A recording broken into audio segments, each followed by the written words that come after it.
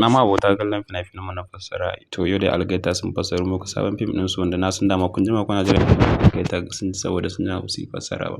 To yau dai gashi Allah ya yi sun fassara muku fim mai suna Masarauta wato Kingdom. Gaskiya kamata ku zo ku ga wannan fim ɗin. Fim ɗin yayi kyau sosai da sosai. Gaskiya na kalli fim ɗin na ji daɗin shi sosai. Gaskiya kamata ku zo ku ga wannan fim ɗin na Algaita.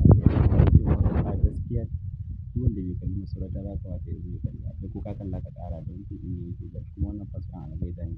Domin Algaita da masu jima ba su yi fassara ba ana kuma ta jiran fassarar su.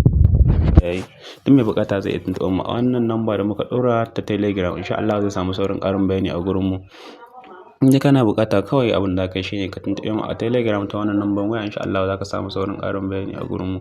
Wannan fim yayi kyau sosai gaskiya ya kamata ku zo ku ga wannan fim ɗin. Sa'an nan in dai ka haɗu da wannan bidiyo namu ka daure ka danna mana subscribe sannan ka danna mana ƙararrawa ta yadda da zarar mun ɗaura sabo zai iso gare ku sannan ya isa ga sauran mabuƙata. Sannan muna da fina-finai kala daban-daban. In dai fassara ne in sha Allah za ka same shi a gurin mu. Kawai dai abin da za ka yi shine ka tuntuɓe mu a wannan namban waya da muka ɗora.